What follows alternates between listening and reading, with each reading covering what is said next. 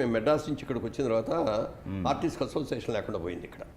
ఆ టైంలో ఏమైందంటే సుబ్బరామరెడ్డి గారు అక్కడ వైజాగ్లో అక్కడ పోలీస్ డిపార్ట్మెంట్తో వాళ్ళతో అందరితో కలిసి ఒక స్టేడియంకి ఫండ్ రైజ్ చేయడానికని ఒక ఫంక్షన్ పెట్టాడు, క్రికెట్ మ్యాచ్.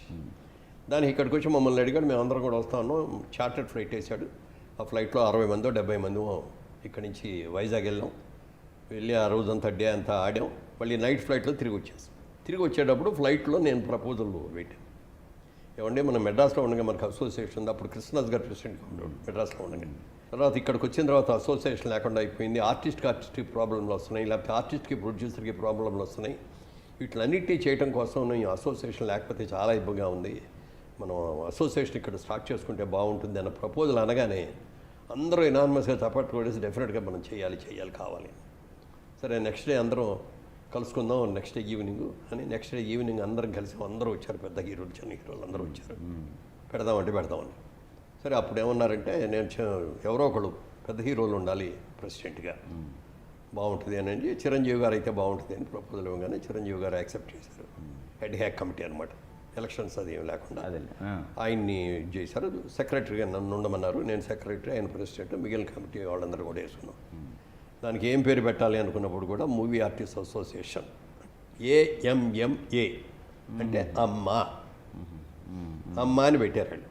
అమ్మ ఇది భలే ఉంది, ఇది మనం ఎట్లా చేయాలి, దీన్ని ఎలా చేస్తే బాగుంటుందని ఆలోచిస్తే నాకు మూవీ ఆర్టిస్ట్ అసోసియేషన్ MAA అంటే మా అంటే హిందీలో మా అంటే అమ్మ, మనం కూడా అమ్మకి దగ్గరే ఉంది కాబట్టి మా అని పెట్టుకుంటే బాగుంటుంది అని చెప్పి మా అసోసియేషన్ పెట్టాం. బాబు గారి దగ్గర లోగో రాయించడానికి రాజేంద్ర ప్రసాద్ వెళ్ళి నేను చేయించుకొస్తానని చెప్పి ఎలాగైనా ఆయన ఆ లోగో ఆయనే ఇచ్చాడు. ఆ లోగోలో పైన తల్లి ఇట్లా బిడ్డ పెట్టుకొని ఉన్నట్టు అది వేసాడు. అది సక్సెస్ఫుల్గా చేసాం.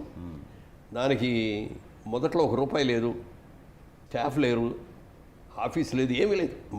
మా ఇల్లే ఆఫీసు, మా స్టాఫే దీనికి పనిచేసి మేమే పనిచేసి అలా దాన్ని చాలా బాగా డెవలప్ చేసుకుంటూ వచ్చాం.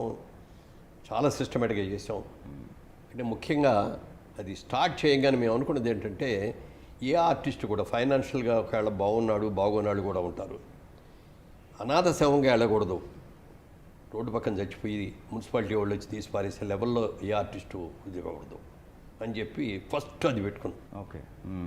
పెట్టుకున్నప్పుడు పిఎల్ నారాయణ గారని మంచి ఆర్టిస్ట్ ఉండేవాడు. పిఎల్ నారాయణ గారు స్టేజ్ ఆర్టిస్టు, సినిమాల్లో కూడా వచ్చాడు, డైరెక్ట్ చేశాడు, మంచి మాటలు రాశాడు, నేషనల్ అవార్డు వచ్చింది అతనికి. కానీ ఫైనాన్షియల్గా ఆఖరిలో కొంచెం దెబ్బతిన్నాడు. ఆయనకు ఆరోగ్యం బాగోక రాజమండ్రిలో అక్కడ హోటల్లో కూర్చొని స్క్రిప్ట్ రాసుకుంటూ ఉండగా ఆయన్ని ఆ హోటల్ డబ్బులు కూడా కట్టట్లేదని చెప్పి పంపించారు, కారులో పెట్టేసి. ఇక్కడికి వచ్చేసిన తర్వాత ఇంటికి దగ్గరికి వచ్చేటప్పటికి అమీర్పేట దగ్గరికి వచ్చాడు. వచ్చిన తర్వాత ఇల్లు ఎక్కడంటే అక్కడ నుండి చెప్పాడు. తర్వాత చెప్పడం మానేశాడు, మాట్లాడట్లా. కొంతమందిని దారం డెలివరీ, బాబు ఈయనెవరో మీకు తెలుసా అంటే అప్పటికే బ్యాడ్ కండిషన్లో ఉన్నాడు. కొంతమంది తెలియదన్నారు. చివరికి ఇది పిఎల్ నారాయణ గారు అండి ఇక్కడే ఇల్లు అని చెప్పి తీసుకెళ్ళి చూపించారు. వాడు తీసుకెళ్ళేటప్పుడు కారులో చచ్చిపోయాడు. అప్పటికి హీ వాజ్ డెడ్. ముందు ఆ కారు ఆడికి డబ్బులు ఇవ్వాలి. రాజమండ్రి నుంచి వచ్చినాడు కారు ఆడికి. సరే చిట్టుబాబు అని రాజబాబు గారు తమ్ముడు ఉన్నాడు కదా, చిట్టుబాబు ఫోన్ చేశాడు మాకు, ఏమండి ఇట్లా పిఎల్ నారాయణ గారు చనిపోయారండి, ఇట్లా రాజమండ్రి నుంచి కారులో తీసుకొచ్చారు ఆయన్ని, కారుకి ముందు కిరాయి ఇచ్చి పంపాలి, ఈ దాని సంస్కారాలు చేయాలి. మా దగ్గర రూపాయి కూడా లేదు. సరే అందరం తలా 5,000, 10,000, 20,000 అట్లా వేసుకొని ముందు ఆ కారాన్ని పంపించేసి ఒక గ్రాండ్గా తీసుకెళ్ళాలి అంతిమయాత్ర, ఒక నేషనల్ అవార్డు ఇతను అని చెప్పి ఆర్టిస్టులకు అందరికీ చెప్పి సాయంత్రం మొత్తం ఊరేగింపుగా తీసుకుని వెళ్ళి దాని సంస్కారం చేసి ఆ ఫ్యామిలీకి ఇంట్లో కావాల్సిన కార్యక్రమాలన్నీ, సరుకులు కానీ డబ్బులు కానీ అన్నీ ఏమి ఇవ్వాలో అన్నీ కూడా ఇచ్చి అది పూర్తిగా చేసాం.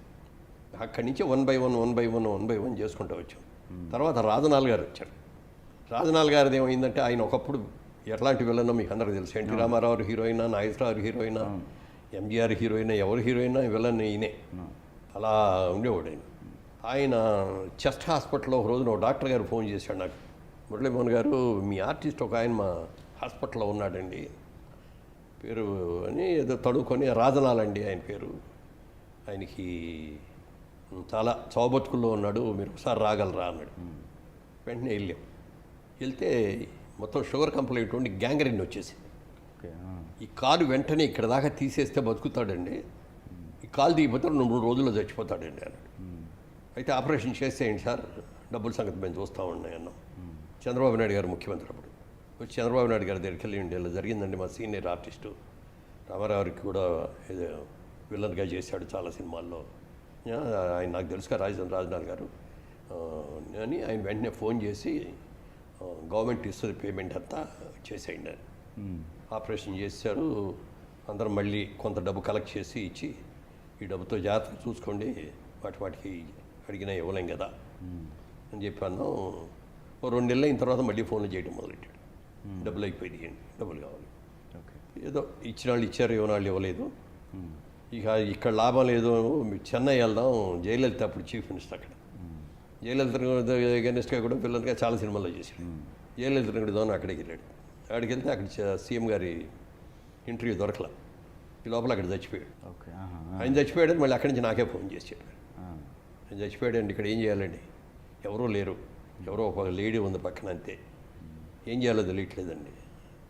మళ్ళీ చంద్రబాబు నాయుడు గారి ఇట్లా జరిగిందండి అని చెప్తే ఆయన వెంటనే ఫ్లైట్లో బాడీ ఇక్కడికి వచ్చి రెడీ చేశాడు. మళ్ళీ గ్రాండ్గా తీసుకొని వెళ్ళి దాని సంస్కారం చేసి, మళ్ళీ ఉన్న పక్కన ఎవరో ఒక లేడీ ఉంటే వాళ్ళకి కొంత డబ్బులు తీసి ఇచ్చి జాగ్రత్తగా చూసుకోండి అమ్మా, అట్లా చాలామందికి చేసాం. అదే తర్వాత హాస్పిటల్, అనారోగ్యంగా ఉండగా హాస్పిటల్ చేయటం కానీ, హెల్త్ ఇన్సూరెన్స్లు చేయటం కానీ, 1 by 1 చాలా కష్టపడి దాని పైకి తీసుకొచ్చి ఒక ఆఫీస్ ఎస్టాబ్లిష్ చేసాం, అన్నీ చేసాం. తర్వాత క్రికెట్ మ్యాచ్ పెట్టి, ఫండ్ కావాలి కదా, ఆఫీస్ కట్టుకోవాలి అని చెప్పి క్రికెట్ మ్యాచ్ పెట్టి హీరోల్ని 4 హీరోలను 4 టీముల్లాగా చేసి ఇవన్నీ చేసి 2-3 కోట్లు తెచ్చాం. గవర్నమెంట్ కన్నా సైట్ ఇస్తే అందులో ఆఫీస్ కట్టుకోవచ్చు అని తిరిగితే సైట్ రాలా, దొరకలేదు.